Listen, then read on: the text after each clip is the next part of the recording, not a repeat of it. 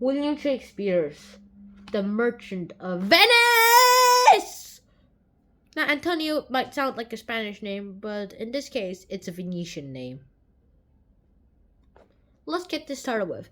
So, The Merchant of Venice, Act 4. Now, in Act 4, it's basically the courthouse's turn to actually go ahead and start destroying Antonio. But instead, they're like, hey, Shylock, please give mercy to this guy. He really needs to live, and he really has a lot of money, and he doesn't have a wife yet.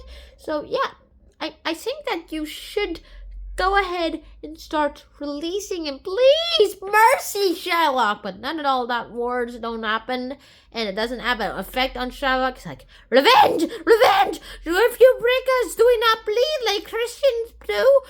If a Christian wrongs us, won't we want to go ahead and seek revenge? As if when a Jew wrongs a Christian, the Christian wants to go seek revenge on a Jew?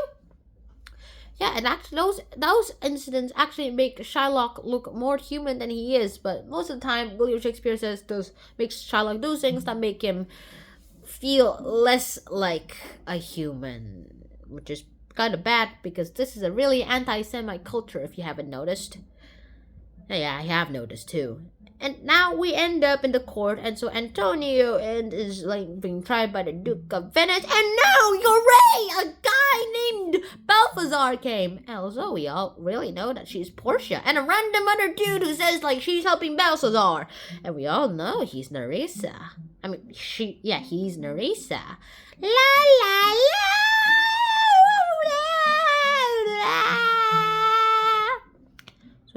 So that seems to be cool, and that happens, and what happens next? Well, I pretty much have no idea other than the fact that they're gonna do 1,000 IQ gameplays. So how does that work? I have no idea. Except I do! So here we go. Balthazar, aka Portia, I'll just call her Balthazar for the whole time, decides like, hey, so can I see the contract? Yes, please, madam, says Shylock. She shows the contract. It's legit. Okay, you can have it with his 1 pound of flesh. And it's like, yes, let's go! He starts sharpening the knife and like, yes, ready, time to strike! And it's about like raise the knife and start cutting the pound of flesh out of him. It says, wait, before you do, remember this. If everyone forgot about these 2 laws, I'll just tell them. 1.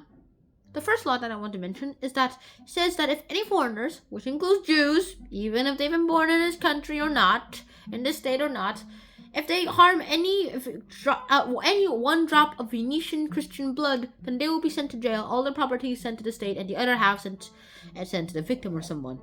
And the second thing is that if he even does more than 1 pound or less than 1 pound as of the deal contract, then that means that he's also breaking the law because contracts must be followed exactly.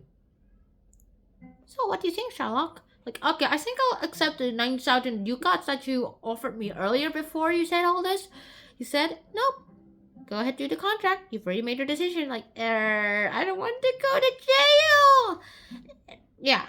And then like, okay, you've also conspired on the murder of a Venetian because taking a pound of flesh near the heart is lethal.